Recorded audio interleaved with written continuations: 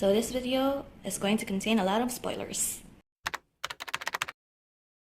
Hello friends, welcome back to the channel, and if you're new here, welcome. My name is Trina, and today I will be sharing with you my manga reads for the year 2022. So if you notice, the A5 notebook that is in front of you right now is on its back because I have shared this in some tetrakaidi of mine. This is actually started out as a music journal for me. This journal contains lyrics from my favorite either band or artist or whatever, but I didn't really push through this. It's only until here. So I used up 4-5 pages of this blank notebook from Stradmore, and so I decided to repurpose this as my manga journal. So I think you have seen the intro to this video. This video will contain a lot of spoilers for the manga that you will be hearing about as I talk about the reads that I have for 2022. So if you don't want to hear any spoilers from the titles, I will leave a list of the titles of all of the manga that I have read in 2022 down in the description if you're interested. And if you have read them already, then this video is safe for you. So like all mangas do open up at the back, not in the proper, in the front. So I decided to put the starting of the journal at the back. This is my manga journal 1. And for the first few pages, actually, is from past years, 2020 and 2021. I didn't think to record or film past reads because I only started, I think, this journal specifically in 2021. I backfilled everything and did reviews and such. So I think this is the first entry to my 2022 reads. This is Solo Leveling. If you haven't seen Solo Leveling, it is a very worth it manhwa to read through. I gave it a 10. Oh, and by the way, if I put in this washi tape, this red stripe, checkered washi tape, that means I gave this either a 10 or a 9, and I really recommend it. So Solo Leveling is basically where in the world there is gates opening all across Korea, also Japan, China, all around the world. These gates are domains or dungeons if you're into gaming. So they're basically dungeons, and then there are hunters who go into these dungeons to clear them, to find bosses and such, items, artifacts, whatever, and to investigate what's inside there. And each of the hunters are given rankings. So in the Solo Leveling world, Song Jinwoo is considered E rank, which is the lowest, so he's the weakest hunter of the world, but he still joins parties in order to earn money for the hospitalization of his mother. And something tragic happened inside one of the dungeons, wherein it's the dungeons also have rankings so that the hunters can prepare. So they went into this dungeon or gate, and then it was a higher difficulty than was recorded.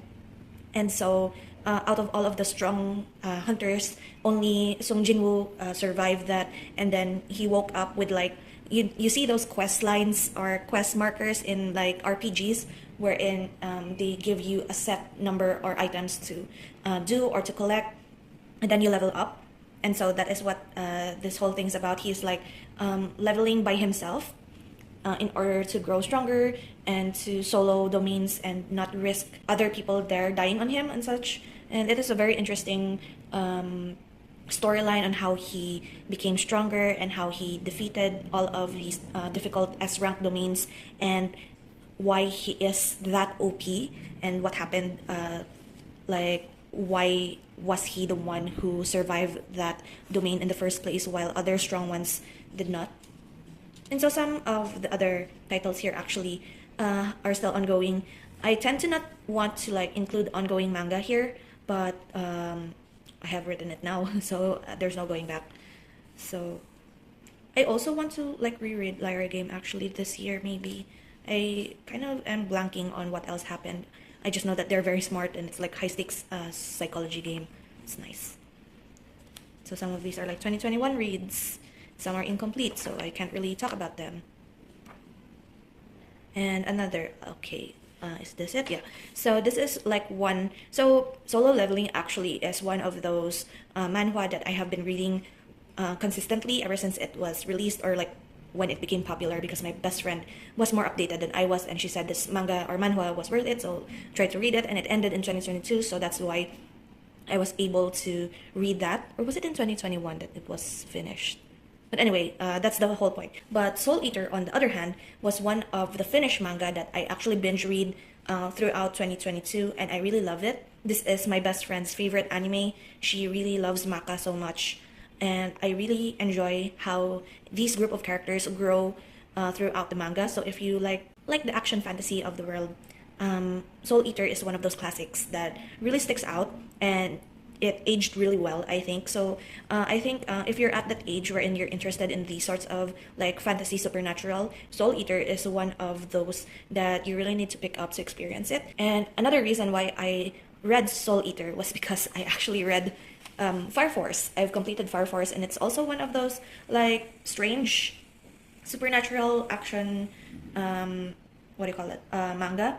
I watched the anime and really liked it, and so I decided to like read through the manga because I know that it was finishing, or I think it finished during this time.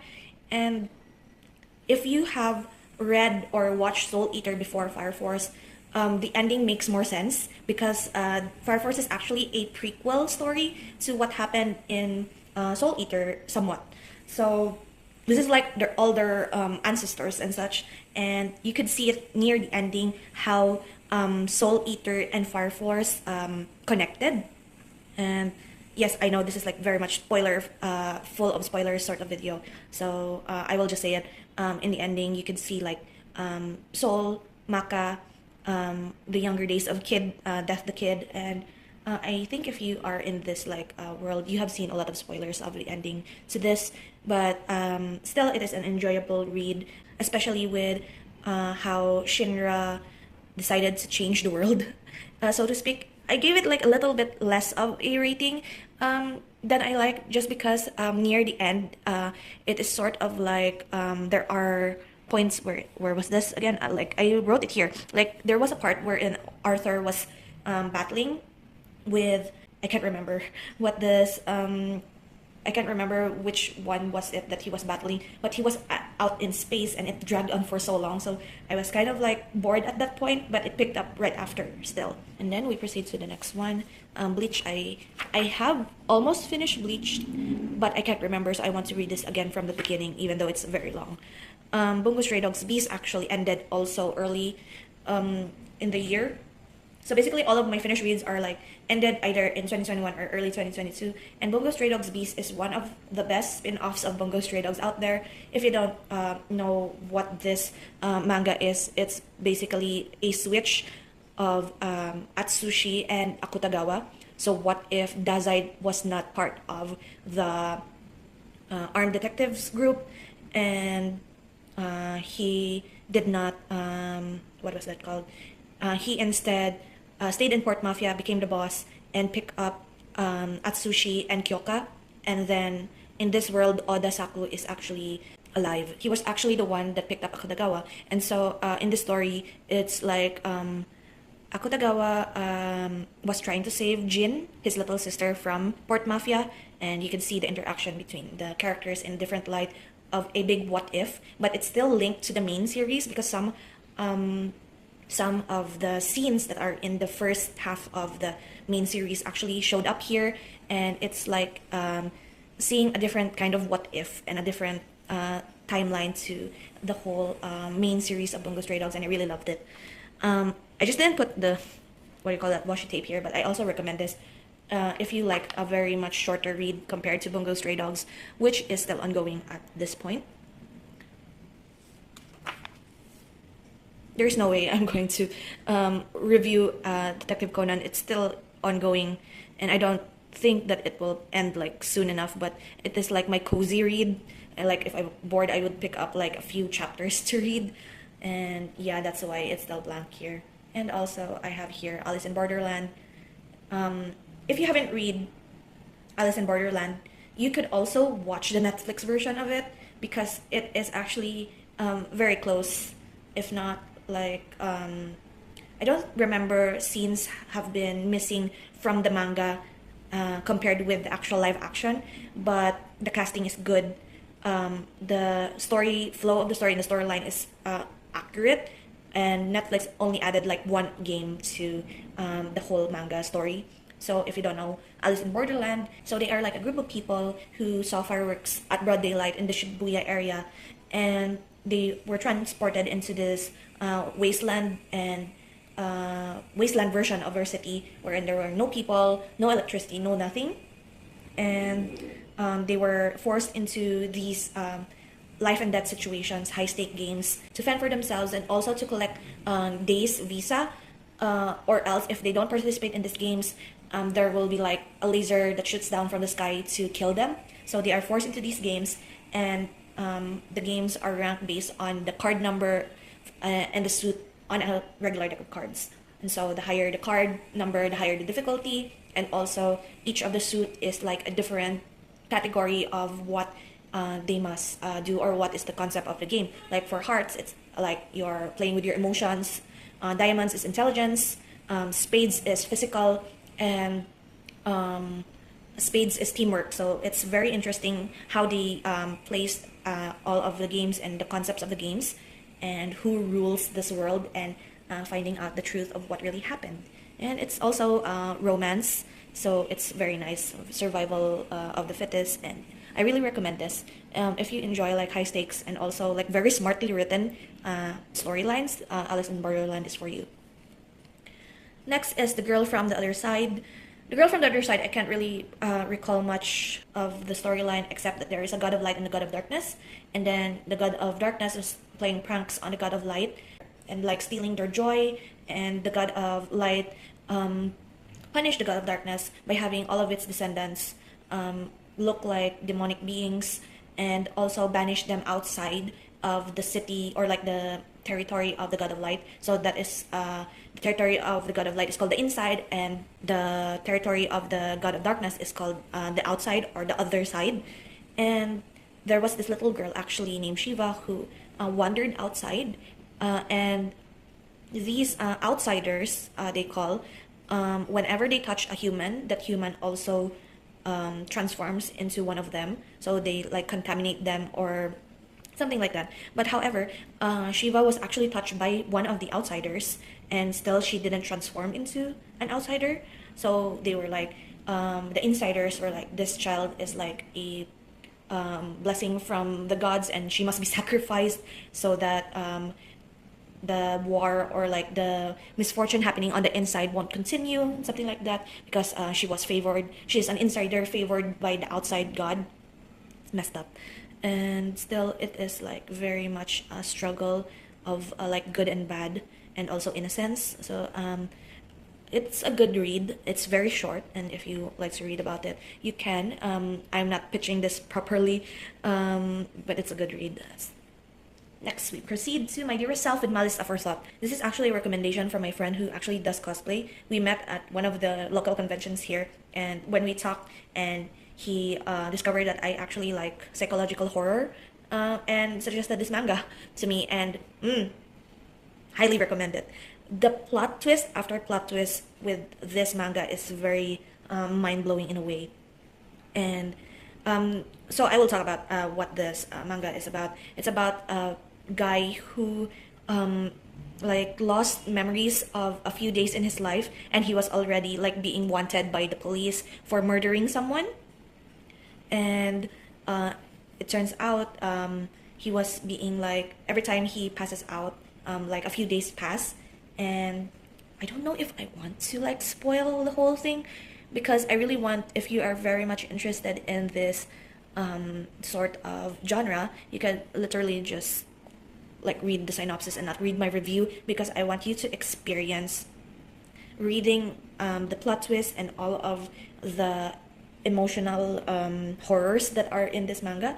And yeah, it's like, of course it's seinen, it's sort of like rated as well, so it's not only rated for the psychological horror, but also rated because there's nudity in it. So if you're younger and you are sensitive to that, I don't really recommend it, but if you're older like me and interested in it, I really highly recommend it, and I won't be talking about it anymore. Next we have here is Bastard. It's another manhwa. So I've been in this kick during December for reading like multiple short manhwa or manga that are of the horror or psych horror. I made a list, and I forgot that I have already read Bastard like years ago. I only recalled it when the kid, what was his name again? I forgot. Jin. So Jin, the main character, has a father that is like a serial murderer who decapitates and, well, murders a lot of women that are like similar looking to their mother, who was like psychologically ill. And the only reason why I remembered that I read this was when they showed a picture or the scene where Jin actually pulled out the limbs of a spider and lined it up very neatly on their porch, and I was like, this is very much, whew. But still, it still got to me after reading it the second time. And basically this whole manga or manhwa, I mean, is like gaslighting the manhwa. So there's a lot of gaslighting, manipulating. It's very much gory in a way, and it really hurts your brain if you're not accustomed to manipulation tactics in stories. It's still it is a very good read. The storyline is solid, and it's a webtoon, I think. Next we have here is Dr. Stone. Dr. Stone also ended like in 2022, so I just had to finish it. Very smartly done, very nice, worth the award-winning tagging to this. Still, it hurts my brain a bit. It took me a long time to finish the manga. I was supposed to finish it like the week after it was released that it was finishing. I mean, however, it is a bunch load of information. Like, it's information overload, so it's like a manga that should be read like in a slower pace, preferably if you are ready to learn about science and such. But I have learned quite a bit with Dr. Stone. And the reason why they were petrified in the beginning was also like, I didn't expect it, but also half of me kind of expected it. And I'm already, and I'm also sorry if you could hear like noises outside. This is the only time I could film, so I'm very much sorry. Next here is Can You Just Die, My Darling? As you can see from my rating, I rated it 5. So the story of this is that there is this disease, I think, wherein if you love someone, the more you love that person, the more you wanted to kill them. So that is the premise of this whole story. I actually wanted to read this manga just because I saw a clip of the, or rather a post in one of the Facebook groups wherein these two couple like professing their love in front of a train, and when they both say I love you, the guy actually pushed the girl in front of the running train, and I'm like, oh my god, what am I thinking? Why am I wanting to read this? But still, there are groups of people who could like what do you call that, stop their urge to kill their loved one, and therefore gain like supernatural powers. And it turns out that this main character actually wanted to save the girl that he loves, like his childhood friend, and he thought that this childhood friend didn't love him back, but it turns out she did, and she also gained like superhuman powers because of that love and that trying to stop their urge to kill each other. There is actually like a second book to this series, and I don't know if I'm going to read it or not, because I really did not like how corny some of the passages and some of the writing is, and it actually justified, the ending actually justified why I gave it a 5-star. It's like very the ending I was not satisfied with at all, and it's kind of like, I don't know, I got bored at the end, and it's a very corny, and I don't really recommend it. But if you're interested in that concept, go for it and prove me wrong. And anyway, it is part of also my December horror, psychological horror reading binge. And next we have here Manhole. Manhole is, what was this again? This is like a what you call that, human experiment sort of situation, wherein this guy brought in like a bug or something, like a roundworm from Botswana, wherein if you let this roundworm into your brain, you lose half of your sight, but you like also lose like, I think, like motivation and emotion. what was it again? Like it's sort of like you lose something in your brain and it makes you more efficient, and it makes you like feel less pain and less emotion that hinders you from doing good work or like productive work. But this guy was experimenting under a manhole, and his human experiment actually went out into the open world and like infected a bunch of people because like mosquitoes were feeding off of his blood and transferring the disease to other people and other parts of the city. And what I can say actually is that the way they quickly contain the infection was actually very fast, and I'm actually wishing that it was also that fast to contain an infection in real life. But the way that the detectives actually solved where the infection came from, it was actually very smartly done and very quick as well. Like you often wish that there are people in real life that do these good works that efficiently, and it's actually a good enough read if you are interested in that. Red Room 327. It is actually the similar concept to Until Dawn. I even wrote it here, very Until Dawn. The story was quick and fine. And so the concept of this is very Until Dawn, as I've said, is because these group of college students actually went on a vacation. And slowly some of them started to like disappear or die. And one of them is actually the killer. And it all stemmed from one of them being bullied almost to the point of death.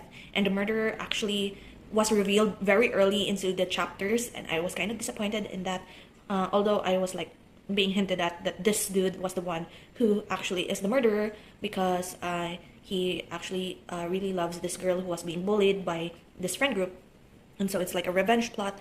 And the reason why the title is a Red Room is actually it is murder backwards, and the 327 is actually the date when the murders happened, which is 7/23.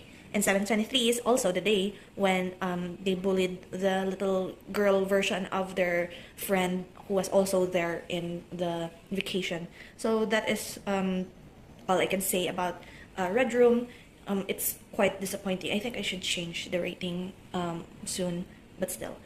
I think this is second to the... No, there's still a lot. I'm sorry. So I'll just go a bit quicker. Hideout. Hideout. Don't like this at all. So Hideout is actually a husband and wife going on a vacation after the death of their son. They've had a fallout and wanted to like rekindle their romance and such, but actually the husband was planning to kill his wife because he discovered that there was this cave wherein nobody goes into because of like urban legends and rumors and such. So she was going to get killed there, and somehow the wife escaped, and there was this man inside of the, what do you call that, inside of the cave that is actually like a cannibal of some sort. I believe that he was human and that he has a son.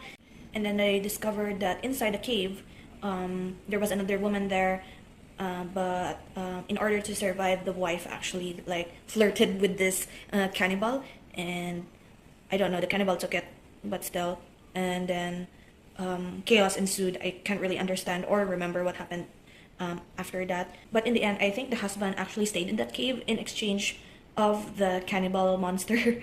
And it's actually very short, but it's not really that worth it to spend that time to read it, I think. I don't know. Some people also rated this manga quite low, so I'm fine giving it like a 6 or below. Next we have here is Goth. Goth is like 5 chapters of 5 different stories that I don't know if they're interconnected, but it's actually pretty good. They are very short reads, and these two characters really enjoy like going into murder scenes or talk about like very scary crimes, and one of them actually is trying to solve all of these crimes, and they themselves are the ones that make the criminal or the murderer confess to the police. And it's very smartly done, and still they're very weird in a way. And also the last mystery is very good. So I don't really want to talk about much of, especially the final murder case that the guy solved, because it is related to the other main character, and I want to maybe let you discover that for yourself. Rotten or Foul Odor. This is actually manhwa as well, but I think how many pages was this again? I think it was like around, I can't remember how many chapters it was. Wait, let me pull out my Mal app because it's just here beside me. 49 chapters. So it's a 49 chapter about this policeman who could actually smell crime. Like if you, he says, if you have done something wrong, you give off a certain stench. And this police officer was chasing criminals just based off of their smell. And then he was trying to protect this guy who I think he was being targeted because he himself actually has this also sort of power to identify.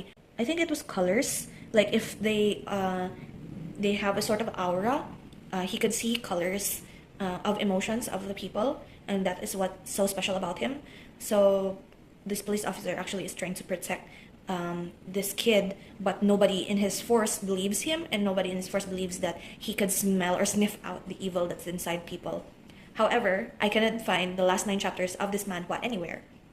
Even with scans, even with webtoon, I can't find it anywhere. So I did not put like when I finished reading it, but I did manage to write a review because it is somewhat like you could get by with what happens in the ending anyway. And the last one that I have read for 2022 is actually Hellbound. Hellbound is, I also rated this low. It is also a 6 because this is one of those manga that I had to like look up spark notes or like commentary on to understand what was happening, because the story goes is that without warning there will be like a figure or like it looks like an angel of some sort that announces how much time you have left in the world, and you are doomed to go to hell in some sort. And they marketed it as new studio actually marketed it as like if you do bad things you go to hell in some sort. And they showcase and they broadcast all of the killings actually by these demons live on camera and broadcast it all over Japan. And this is why the religious leader said to them that you should do good things so that you are not bound for hell.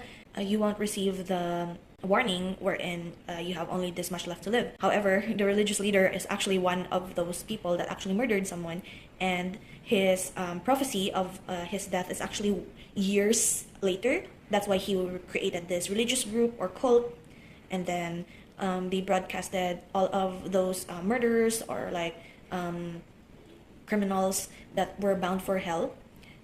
It's like propaganda, but in reality they were keeping hush-hush on all of those innocent people that were also like bound for hell. They didn't broadcast them. So like what did these people do that they were deserving for hell? So it's very indiscriminate.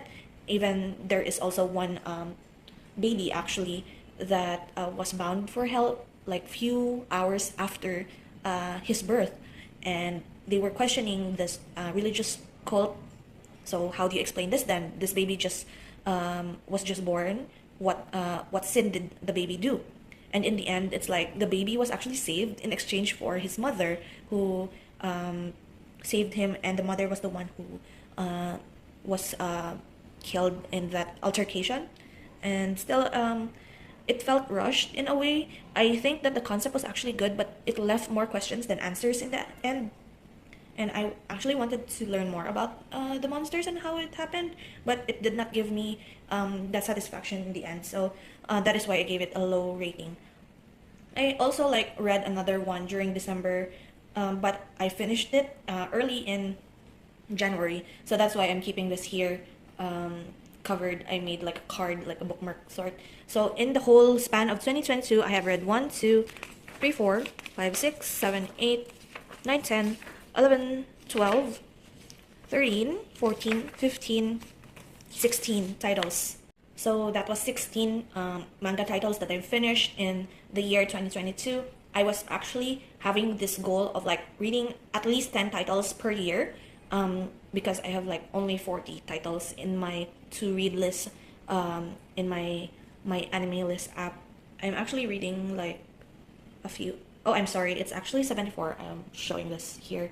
74 titles I'd like to read for the future years. I'm working on reading 15. Most of them are ongoing. Oops. And I've finished a few. I have completed 35 as of the moment, not exactly in 2022 alone, but as of the moment I've read like 35 completed titles. And so that is it for today's video. I'm very sorry that it ended up very rambly. I need to drink water because my throat is very dry from all of the talking. But I hope you have like gotten like a few recommendations for manga reads. And that is it. Thank you so much for watching. I hope you enjoy, and I will see you in the next video. So until then, guys, bye bye.